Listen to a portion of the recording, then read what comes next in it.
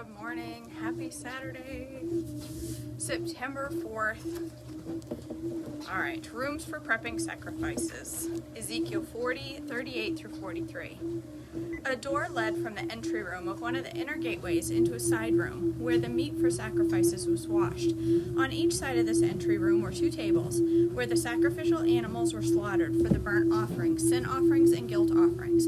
Outside the entry room on each side of the stairs going up to the north entrance were two more tables. So there were 8 tables in all, 4 inside and 4 outside. Excuse me. Where the sacrifices were cut up and prepared. There were also 4 tables of finished stone for preparation of the burnt offerings, each 31.5 inches square and 21 inches high. On these tables were placed the butchering knives and other implements for slaughtering the sacrificial animals. There were hooks, each 3 inches long, fastened all around the foyer walls. The sacrificial meat was laid on the tables. Rooms for the priests. Ezekiel 40, 44 through 46. Inside the inner courtyard. I've got a tickle. Inside the inner courtyard were 2 rooms, one beside the north gateway facing south, and the other beside the south gateway facing north. And the man said to me, "The room beside the inner gate is for the priests who supervise the temple maintenance. The room beside the south inner gate is for the priests in charge of the altar, the descendants of Zadok, for they alone of all the Levites may approach the Lord to minister to him." The inner courtyard temple, Ezekiel 40, 47 through 41, 26. Then the man measured the inner courtyard, and it was a square, 170 feet wide and 175 feet across. The altar stood in the courtyard in front of the temple. Then he brought me to the entry room of the temple. He measured the walls on either side of the opening to the entry room, and they were 8 3/4 feet thick. The entrance itself was 24.5 feet wide, and the walls on each side of the entrance were an additional 5 1/4 feet long. The entry room was 35 feet wide and 21 feet deep. There were 10 steps leading up to it, with a column on each side. After that, the man brought me into the sanctuary of the temple. He measured the walls on either side of its doorway, and they were 10.5 feet thick. The doorway was 17.5 feet wide, and the walls on each side of it were 8 3/4 feet long. The sanctuary itself was 70 feet long and 35 feet wide. Then he went beyond the sanctuary into the inner room. He measured the walls on each side of its entrance, and they were 3.5 feet thick.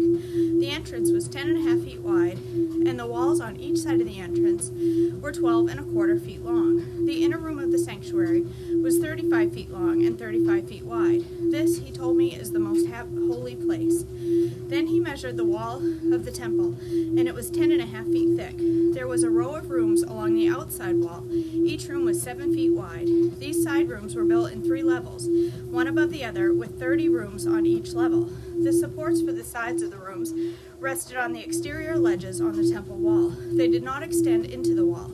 Each level was wider than the one below, corresponding to the narrowing of the temple wall as it rose higher. A stairway led up from the bottom level through the middle level to the top level. I saw that the temple was built on a terrace, which provided a foundation for the side rooms. This terrace was 10.5 feet high. The outer walls of the temple's side rooms was 8 3/4 feet thick. This left an open area between the side rooms, and the rooms have rows along the outer wall of the inner courtyard. This area was 35 feet wide, and it went all the way around the temple. 2 doors opened from the side rooms into the terrace yard, which was 8 3/4 feet wide. One door faced north and the other south. A large building stood on the west, facing the temple courtyard. It was 122.5 feet wide and 157 feet long, and its walls were 8 3/4 feet thick. Then the man measured the temple, and it was 175 feet long. The courtyard around the building, including its walls, was an additional 175 feet in length. The inner courtyard to the east of the temple was also 175 feet wide. The building to the west, including its 2 walls, was also 170 feet wide. The sanctuary, the inner room, and the entry room of the temples were all paneled with wood, as were the frames of the recessed windows. The inner walls of the temple were paneled with wood, above and below the windows. The space above the door leading into the inner room and its walls inside and out were also paneled. All the walls were decorated with carvings of cherubims, each with two faces, and there was a carving of a palm tree between each of the cherubim. One face, that of a man, looked toward the palm tree on one side. The other face, that of a young lion, looked toward the palm tree on the other side. The figures were carved all along the inside of the temple, from the floor to the top of the walls, including the outer walls of the sanctuary. There were square columns at the entrance of the sanctuary, one at the entrance of the most holy place, and the ones at the entrance of the most holy place were similar. There was an altar made of wood, 5 1/4 feet high and 3 1/2 feet across. Its corner and base and sides were all made of wood. This, the man told me, is the table that stands in the Lord's presence. Both the sanctuary and the most holy place had double doorways, each with 2 swinging doors. The doors leading into the sanctuary were decorated with carved cherubim and palm trees, just as on the walls. There was a wooden roof at the front of the entry of the room of the temple. On both of the sides of the entry room were recessed windows decorated with carved palm trees. The side rooms along the outside wall also had roofs. Rooms for the priests, Ezekiel 42, 1 through 20. Then the man led me out of the temple courtyard by the way of the north gateway. We entered the other courtyard and came to a group of rooms against the north wall of the inner courtyard. This structure, whose entrance opened toward the north, was 175 feet long and 87 1/2 feet wide. One block of rooms overlooked the 35-foot width of the inner courtyard. Another block of rooms looked out onto the pavement of the outer courtyard. 2 blocks were built 3 levels high and stood across from each other. Between the 2 blocks of the rooms ran a walkway 17 1/2 feet wide. It extended the entire 175 feet of the complex, and all the doors faced north. Each of the 2 upper levels of rooms was narrower than the one beneath it because the upper levels had to allow space for walkways in front of them. Since there were 3 levels and they did not have any supporting columns as in the courtyards, each of the upper levels was set back from the level beneath it. There was an outer wall that separated the rooms from the outer courtyard. It was 87 1/2 feet long. This wall added length to the outer block of rooms, which extended for only 87 1/2 feet, while the inner block, the rooms toward the temple, extended 175 feet. There was an eastern entrance from the outer courtyard to these rooms. On the south side of the temple, there were 2 blocks of rooms just south of the inner courtyard, between the temple and the outer courtyard. These rooms were arranged like the rooms on the north. There was a walkway between the 2 blocks of rooms, just like the complex on the north side of the temple. This complex of rooms was the same length and width as the other one, and it had the same entrance and doors. The dimensions of each were identical, so there was an entrance in the wall facing the doors of the inner block of rooms, and another on the east end of the interior walkway. Then the man told me, "These rooms that overlook the temple from the north and south are holy.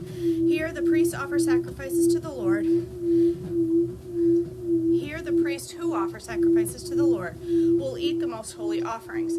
And because these rooms are holy, they will be used to store the sacred offerings, the grain offerings, sin offerings, and guilt offerings. When the priests leave the sanctuary, they must not go directly to the outer courtyard. They must first take off the clothes they wore while ministering, because these clothes are holy. They must put on the other clothes before entering the parts of the building complex open to the public."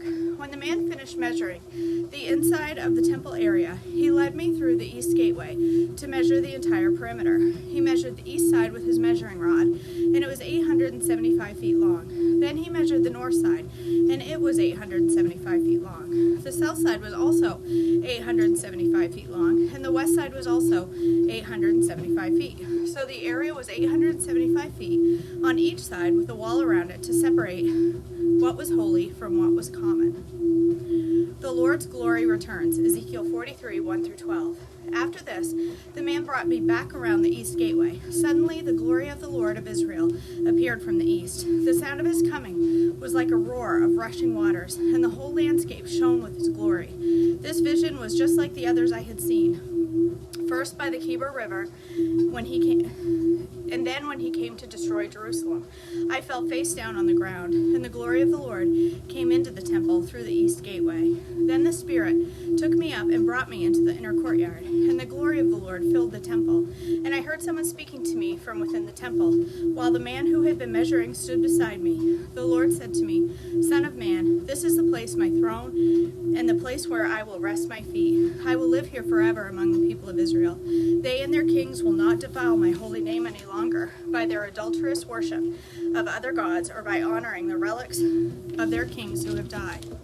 They put their idol altars right next to mine, with only a wall between them and me. They defiled my holy name by such a detestable sin, so I consumed them in my anger. Now let them stop worshiping other gods and honoring the relics of their kings, and I will live among them forever. Son of man, describe to the people of Israel the temple I have shown to you, so they will be ashamed of all their sins.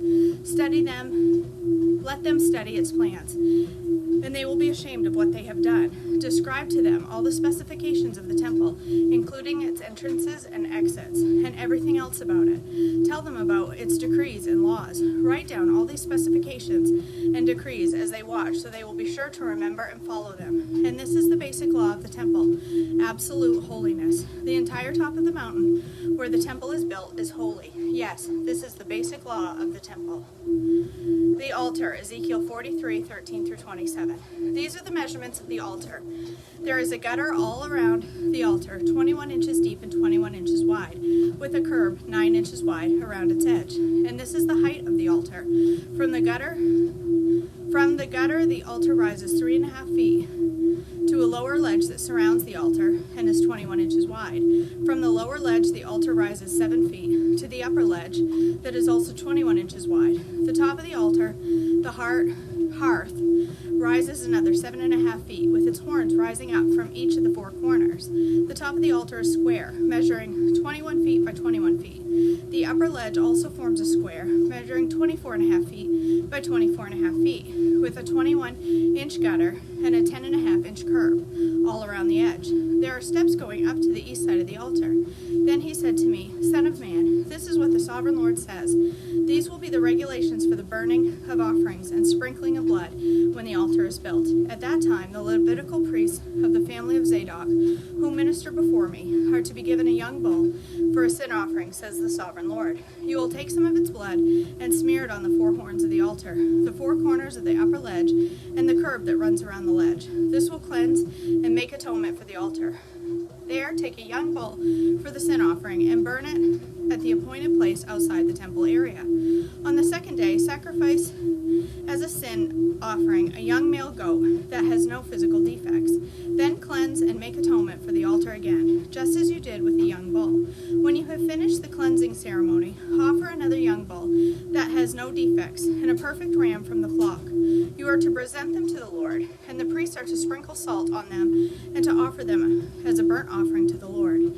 Every day for 7 days, a male goat, a young bull, a ram from the flock will be sacrificed as a sin offering. None of these animals may have physical defects of any kind. Do this every day for 7 days to cleanse and make atonement for the altar, thus setting it apart for holy use. On the 8th day and on each day afterward, the priest will sacrifice on the altar the burnt offerings and peace offerings of the people. Then I will accept you. I, the sovereign Lord, has spoken. All right. That is it for today. Thanks for joining me. Phew, it's muggy down here. Humid. All right, I've got to go upstairs and clean up a little. And I have a few things I'm going to make this morning. So I'm going to make marshmallows, but I'm not going to make, I was originally planning to make a s'mores latte this morning with marshmallows, but because the marshmallows take a little while to set up, I'm going to make them this morning, and I'll make the s'mores latte on Monday. So I'm going to make the marshmallows. I have a cake that I'm going to throw in the fridge, oven. Won't see it from beginning to end. But I think I'm going to make a cookies and cream latte. I have it in my head. I woke up thinking about it. So if you wake up thinking about something, clearly you need to make it right then. So hopefully I'll see you up there. Give me a few minutes to get ready, and I'll be live on both Facebook and YouTube, and I hope to see you there. Otherwise, I'll see you back tomorrow for more chronological devotions. Have a wonderful Saturday, you guys. I love you all. Bye.